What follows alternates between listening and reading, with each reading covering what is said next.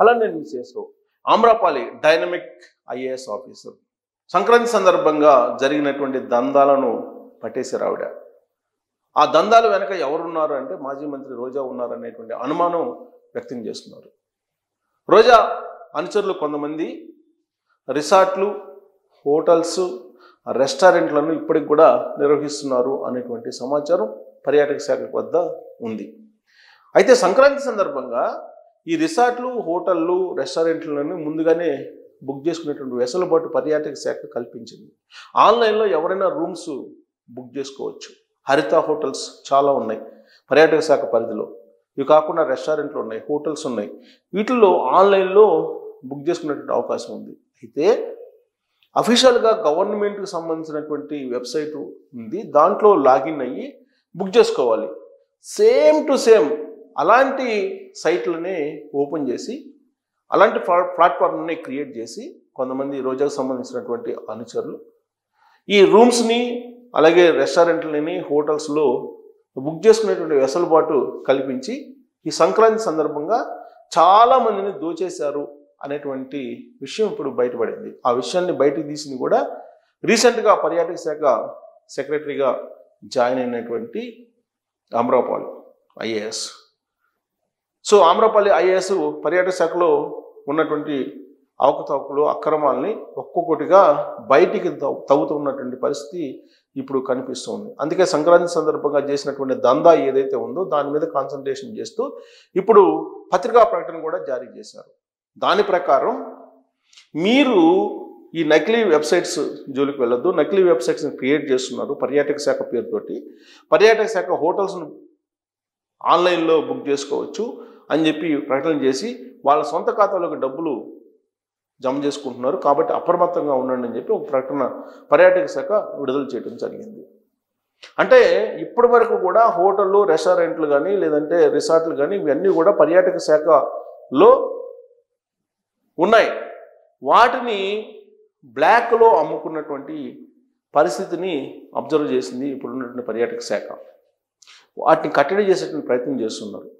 సమాంతరంగా కొన్ని web పోర్టల్స్ని create చేసి ఆ వెబ్ పోర్టల్స్ ద్వారా ప్రైవేట్ ఖాతాలకు డబ్బులు వెళ్ళేటువంటి టెక్నాలజీని ఉపయోగించుకుంది వైఎస్ఆర్ కాంగ్రెస్ పార్టీకి సంబంధించిన కొంతమంది ఆ టెక్నికల్గా ఉన్నటువంటి వాళ్ళు. దీని వెనుక మాజీ మంత్రి ఉన్నారు అనేటువంటి అనుమానం ఇప్పుడున్నటువంటి ప్రభుత్వం వ్యక్తం చేస్తూ ఉంది. అందుకే అలర్ట్ చేసింది అందరినీ, మీరెవరు కూడా అఫీషియల్ సైట్లో మాత్రమే మీరు రూములు బుక్ చేసుకోండి. అందుకే అఫీషియల్ వెబ్సైట్ యొక్క లింక్ కూడా ఇప్పుడు అడ్వర్టైజ్మెంట్ రూపంలో ప్రచారం కూడా చేస్తూ ఉన్నారు. దీని అంతటికి కారణం ఏంటంటే నకిలీ లింక్స్ ద్వారా నకిలీ లింకులు క్రియేట్ చేసి సేమ్ గవర్నమెంట్ లింకులు ఉండేటట్టు డబ్బులను డైవర్ట్ చేస్తున్నారండి. అంటే అధికారంలో ఉన్నప్పుడు లేనప్పుడు దందాలు జరుగుతున్నాయి పర్యాటక శాఖలో. దీనికి కారణం ఏంటంటే పూర్వపు గవర్నమెంట్ వాసనలు, పూర్వపు గవర్నమెంట్లో ఉన్నటువంటి వాళ్ళు ఇప్పటికీ కూడా పర్యాటక శాఖలో కొనసాగుతున్నారు అనేది వినిపిస్తూ ఉంది. అసలు చాలామంది అవుట్సోర్సింగ్ సిబ్బంది ప్రభుత్వంలో ఉన్నారు, రకరకాల శాఖల్లో ఉన్నారు, అలాగే కార్పొరేషన్లో ఉన్నారు. వీళ్ళందరినీ తొలగించేటువంటి కార్యక్రమానికి ఇప్పటి వరకు కూడా ప్రభుత్వం పూనుకోలేదు. ఆ రోజున వైఎస్ఆర్ కాంగ్రెస్ పార్టీ నియమించినటువంటి ఉద్యోగులే చాలామంది ఇప్పటికి కూడా కొనసాగుతున్నారు. వాళ్ళ ఖాతాల్లోకి ట్రెజరీ నుంచి డబ్బు వెళ్ళిపోతుంది. ఆ విషయాన్ని బయటపెట్టింది ఇటీవల కాలంలో ఫైబర్ నెట్ చైర్మన్గా బాధ్యతలు స్వీకరించినటువంటి జీవీ రెడ్డి. ఆ ఫైబర్ నెట్లోనే కొన్ని వందల మందిని అవసరం లేకపోయినప్పటికీ కూడా నియమించుకున్నారు అవుట్సోర్సింగ్ రూపంలో. దాదాపు 1100 మందిని నియమించుకున్నారు. అక్కడ వాస్తవంగా 40 మంది అవసరం, 1100 మందిని నియమించుకున్నారు. కొన్ని కోట్ల రూపాయలు, 40 కోట్ల నుంచి 50 కోట్ల రూపాయలు జీతాల రూపంలోనే వాళ్ళకి ఇచ్చారు.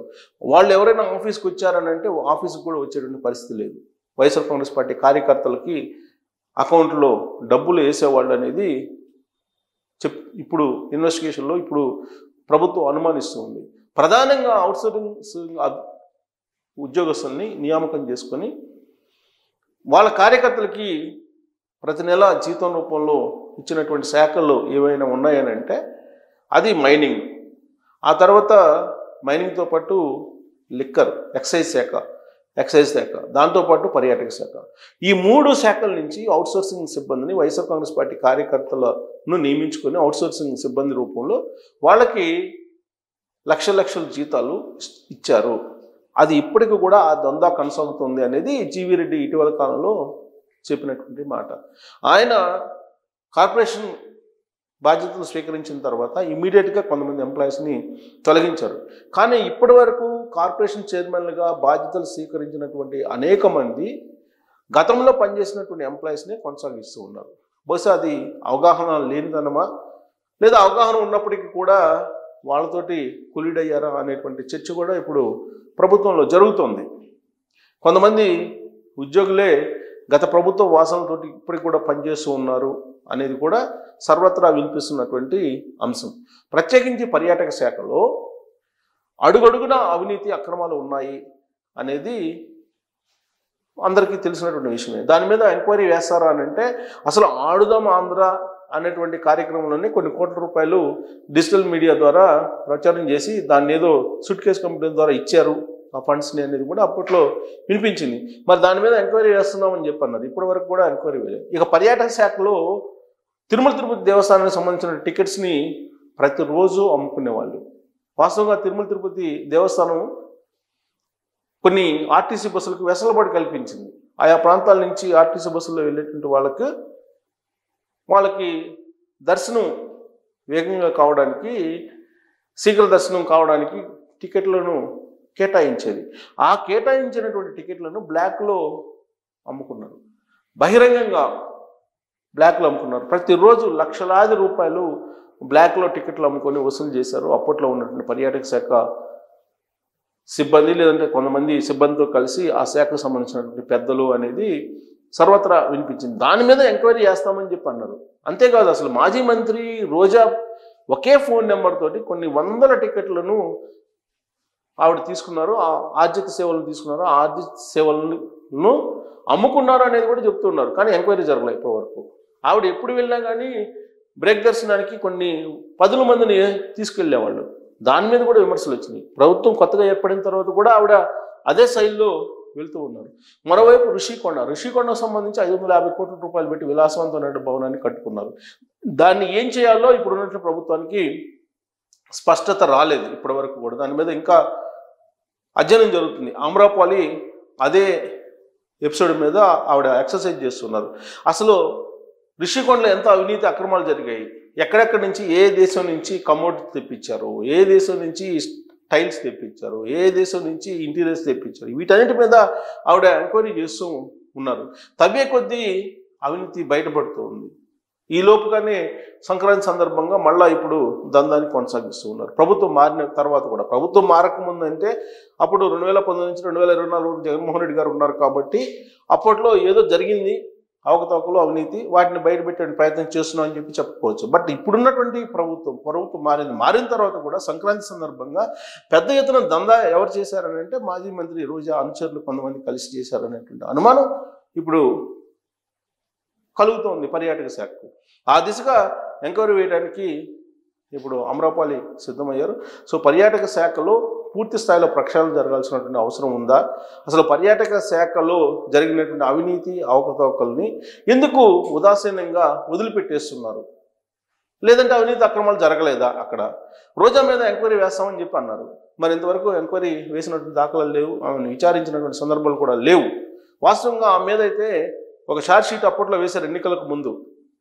అక్కడ ఉన్నటువంటి ప్రస్తుత ఎమ్మెల్యే గాలి భాను 2024 ఎన్నికలకు ముందు ఒక ఛార్జ్ షీట్ వేశారు.